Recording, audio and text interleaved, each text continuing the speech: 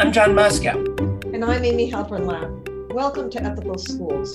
Our guest today is Betty Collins. Ms. Collins teaches 8th grade history in Tulsa County, Oklahoma. We're going to talk about the controversy about teaching critical race theory. The phrase critical race theory, coined by Kimberly Crenshaw, contends that white supremacy and structural racism, or systemic racism, have existed throughout American history to the current day. Welcome, Betty. Good morning. Tell us about your school and your district.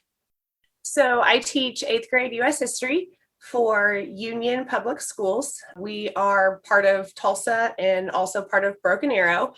Our school is a majority minority district. So, that means that we have more students of color, more Black and brown kids than white kids.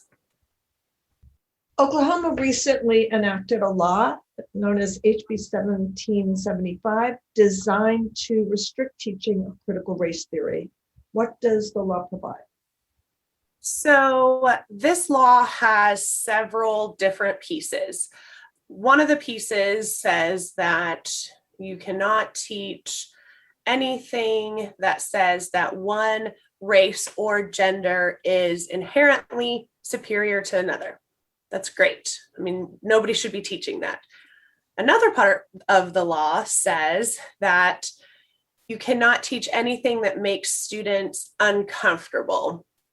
And that's the part of the law that, as a history teacher, makes me uncomfortable, because I know that the history of our country is uncomfortable and students are going to feel some discomfort when they're learning the true history of what happened here in the U.S.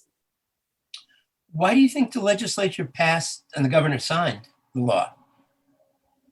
I think that Oklahoma is an extremely conservative state, and that we jumped on the let's ban CRT bandwagon without really having any sort of understanding what critical race theory, A, means, and B, whether or not it was being taught in K-12 schools, which is a resounding no.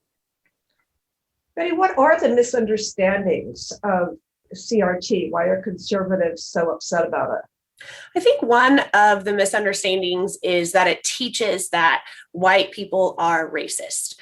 And that's not true. And it definitely doesn't hold to the underlining the underlying factors of critical race theory, which is that the structures of our system were purposefully built to uphold white cis males from the beginning, from 1776 forward, right? Even before that, from 1619, from the first landing of slaves in our country, there's the systems, the laws have been created to uphold white cis males. And that's what CRT examines. It's a theory. It's looking at why that happened. And I think more importantly, it looks at what do we do moving forward to make sure that the future laws in our country uphold the values of every citizen and not just a select few. How have educators and districts in Oklahoma reacted to the law? I think a lot of teachers are scared. I think a lot of teachers have just recently, history teachers especially, have just recently started being comfortable with teaching a more well-rounded perspective of American history, one that doesn't focus on white colonizers, one that focuses on the effects of colonizers on the Native people and on Black Americans who were brought here as slaves. And that's just something that we've just, I feel like, started becoming comfortable being very more outspoken about. My fear is that this new law will now discourage teachers, and especially young teachers who are not tenured, who are not career status, to whitewash history, for lack of a better term. And frankly, that scares me, because the only way that we're going to move forward is by recognizing the truth of the past. You've mentioned when we were talking before that the situation for teachers may be very different in different districts within Oklahoma. How do you see that playing out? For example, in your district or in some of the smaller districts, what do you think is going to happen? I teach in a very large district in a mostly urban area, urban suburban area. And I feel like I have a lot of support from union. So I don't feel like personally I'm going to be as affected by this law. However, I do feel like there are smaller, especially in the more rural districts, areas that parents are going to have a lot of pushback, and the parents are going to be able to set the rules for what is and is not acceptable to be taught in the classroom.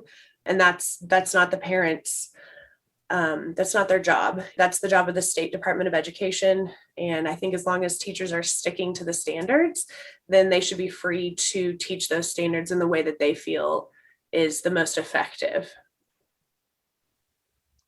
So you spoke about starting to teach about Native Americans, Blacks as intertwined in or crucial parts of American history. I mean, that have been sort of left out of the picture. Could you give us an example of what that would look like, say, viewed through the lens of critical race theory? Sure. So the Trail of Tears, right? I live in Tulsa, Oklahoma. We are the seat of the five civilized tribes. How did the five civilized tribes get here? Well, let's look at the Trail of Tears, right? I think there's two ways that you can approach the Trail of Tears. You can approach it as a forced migration or as a voluntary relocation. So was the Trail of Tears voluntary? Was it forced? Well, I think if you go back and look at the laws, if you look at the Indian Removal Act, if you look at Andrew Jackson defying the Supreme Court, how can you argue that the forced relocation of the five civilized tribes from Georgia and Alabama and their native homelands to Oklahoma, I don't know how you could not say that that was not because the laws at the time were racist and they were designed to overrule the natives and to uphold the white citizens. And the fact that that was at the hand of the president at the time. I mean, I just don't know how you could argue against that, right? I'm 35. I grew up in Tulsa. I grew up in this area. I was taught that the Trail of Tears was a voluntary migration, right? A voluntary relocation. And there's no way that I want my students, my child to be taught that. We can't go back in time. We can't reverse the steps that we've taken. Oklahoma has just recently taken a lot of steps to kind of reintroduce those effects on Native Americans into the standards. And the last thing that I want is for those new standards to be skipped over. So what does the law provide as punishment or penalties for teaching accurate history? Nothing. It's an unfunded mandate. I mean, it just says don't do it. It doesn't say what will happen if you do. It'll be up to, my thought is that it's going to be up to each individual school board. I also think that there's going to be parts of this law, specifically the part that says you can't make students uncomfortable. I mean, there's just no way to legislate discomfort. So I think that will eventually probably be challenged. And maybe in later legislative sessions, that'll be corrected. Like I said, there's some good things in this law, right? Especially pertaining to K-12. And there are some things that pertain to higher education, which, I mean, I also don't feel like that's the legislators' department. I feel like that's for the State Board of Education, but, you know, I don't know. With a Republican supermajority, I think that they feel like they can just do whatever they want. So you mentioned the state education standards. What's the interaction between the law and the standards? What do the standards provide, and what effect, if any, will the law have on that? The standards trump the law from what I understand. So I don't think that this law is going to have any effect on this current standards that we have. And that's what that's why it was just so unnecessary and posturing, in my opinion, because there aren't K-12 teachers that are teaching that one race is inherently superior to another. And if they are, then those teachers need to be fired. I mean, and that's the long and short of it. And that should be up to the principal. That should be up to the school board. I mean, there's steps to make sure that these things aren't happening in schools, and passing a broad law that is putting the cart before the horse doesn't make any sense. What about the concept? I mean, when we're talking about students being uncomfortable, if a student is Black or brown and there's somehow, their true history isn't being told, or the history of their families, doesn't that lead to discomfort? It should. They should expect, my students of color should expect to have their American history told and to be uplifted at the same weight as the white history.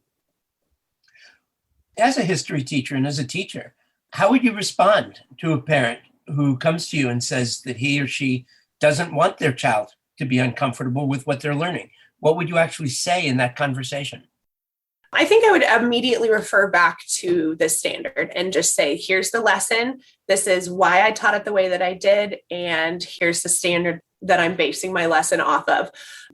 I've also been teaching for 13 years and have dealt with my fair share of parents who are upset, some for rightful reasons and some because of miscommunication.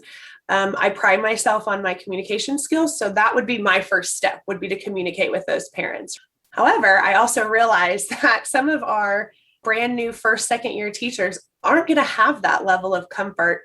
And my advice to them would be to go to your principal. And hopefully you have a principal that you are comfortable with. And if you don't, I hope that you're a member of your teachers union, because that would be your next step, would be to go to your building rep or to your union representative. I know for one, my union OEA is putting together, the conversation has been started to put together, some resources about House Bill 1775 specifically. The State Department of Education has lots of resources on its website. So I think as long as a teacher is always referring back to those standards, I think that that's what's going to cover you, especially in light of the law. I do foresee this law being challenged in court at some point, though. This month marks the centennial of the Tulsa Race Massacre. When did you first learn about it? My sophomore or junior year of college.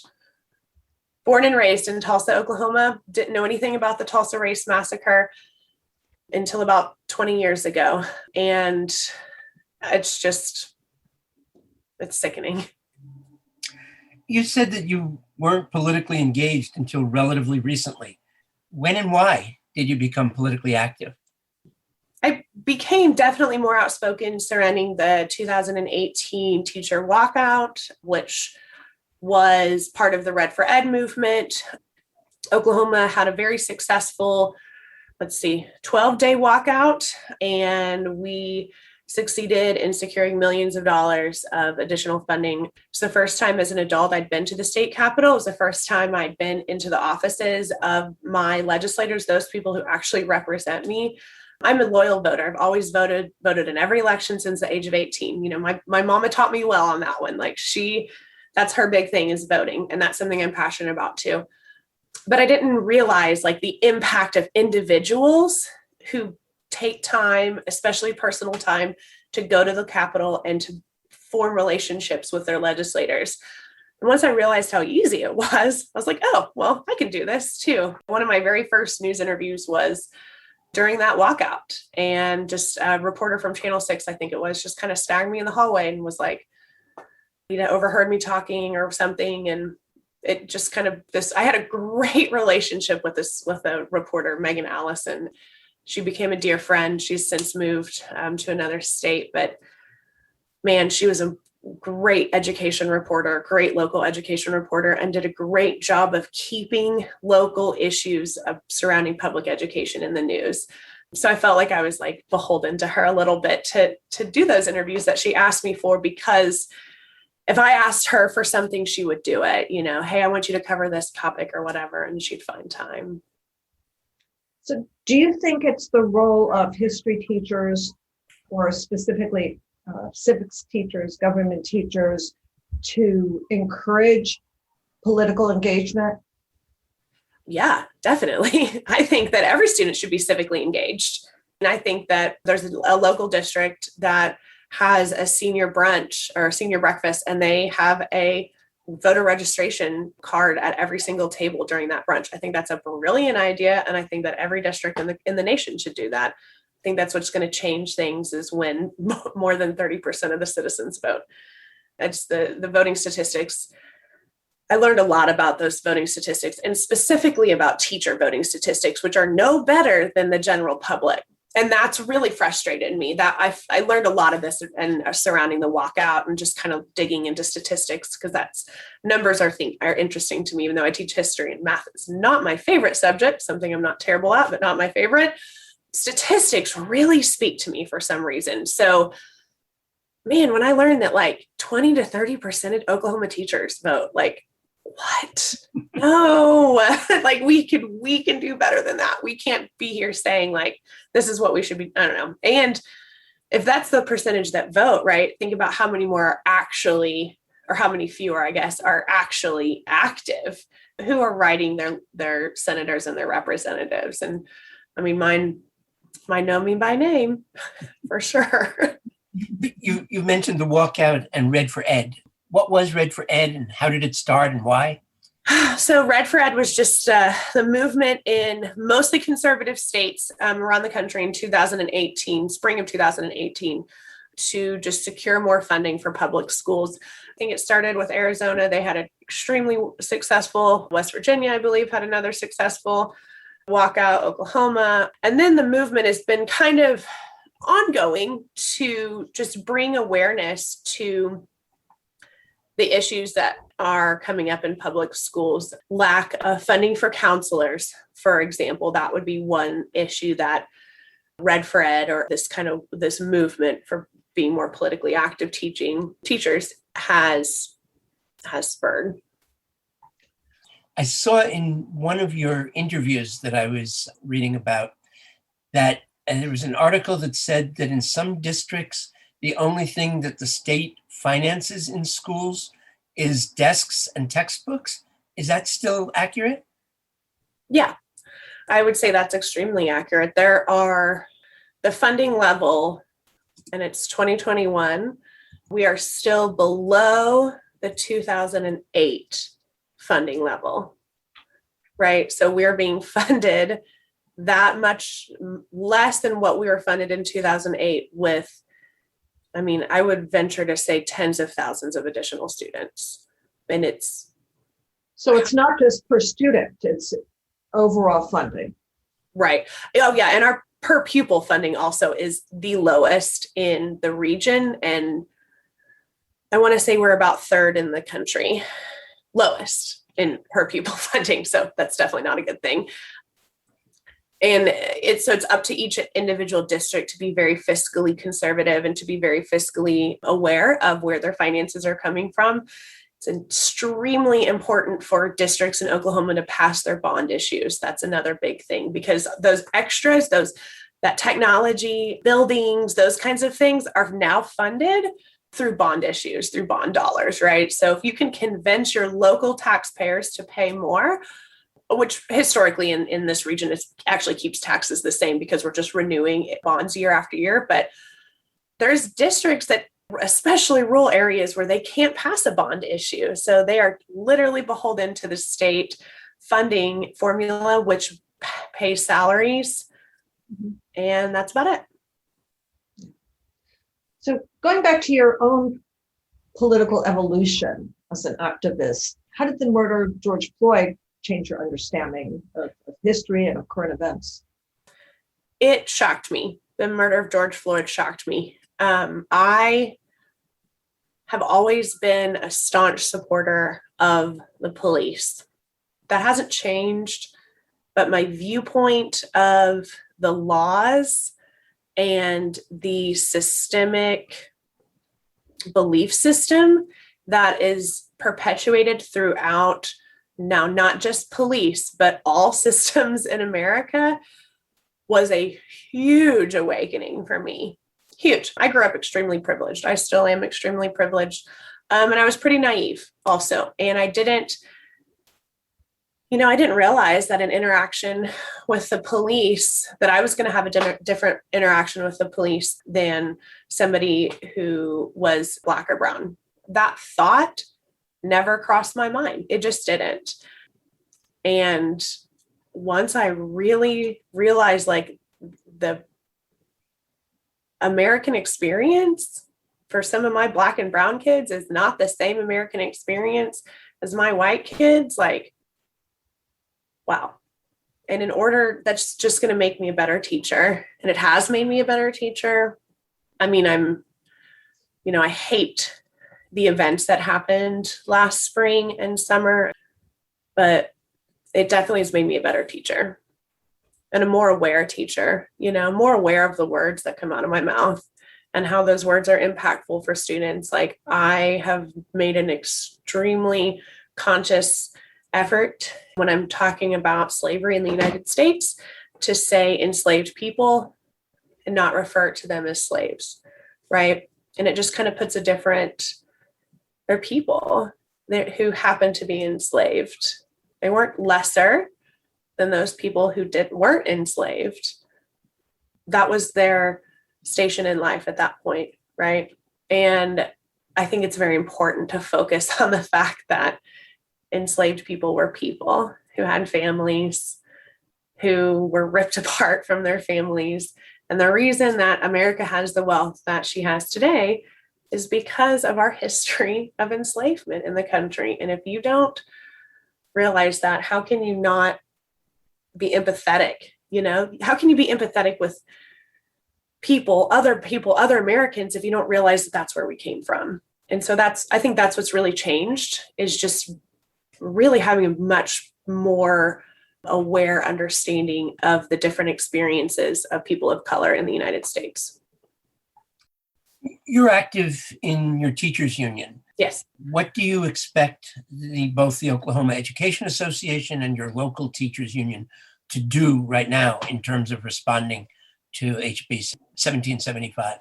I mean, I don't know if there's a lot that locally we're going to do other than definitely give support to teachers who run into problems. I'm just very hopeful that our district will nip that in the bud and just come out for our teachers. The Oklahoma Education Association is putting together a toolkit on the website. I think that's where it's going to be. I'm assuming that's going to have different resources.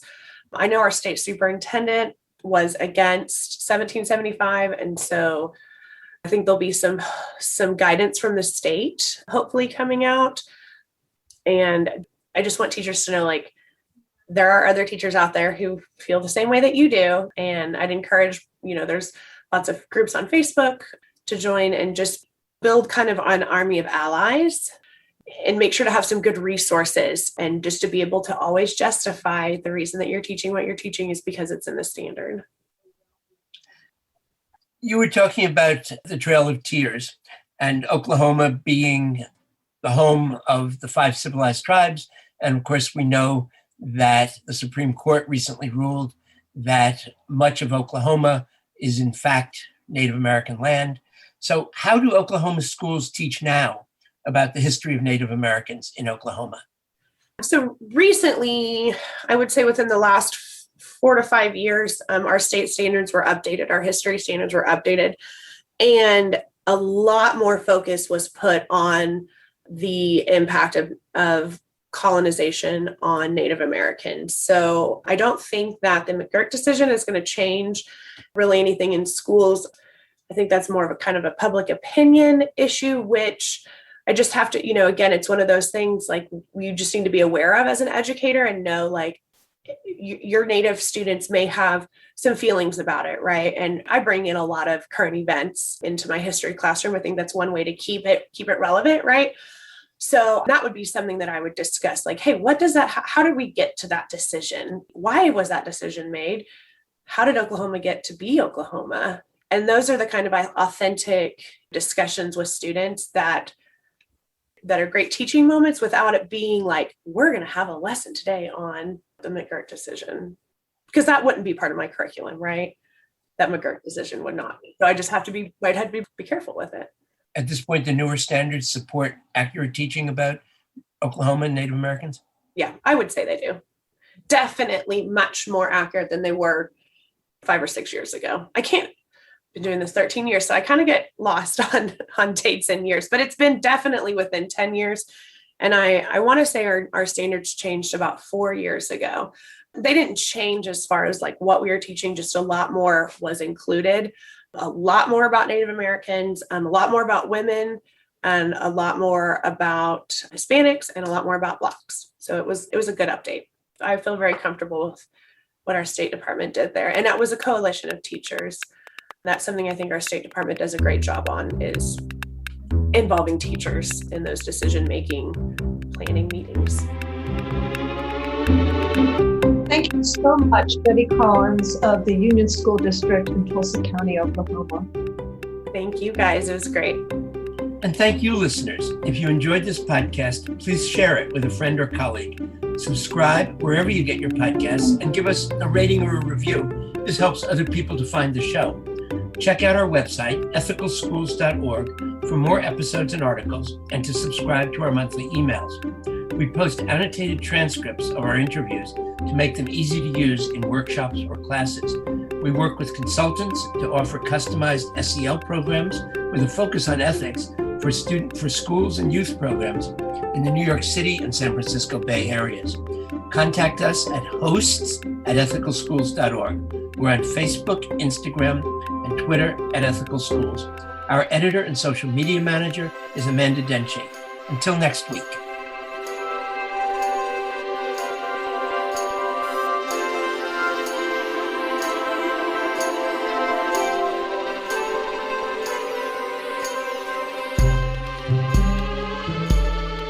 Thank you.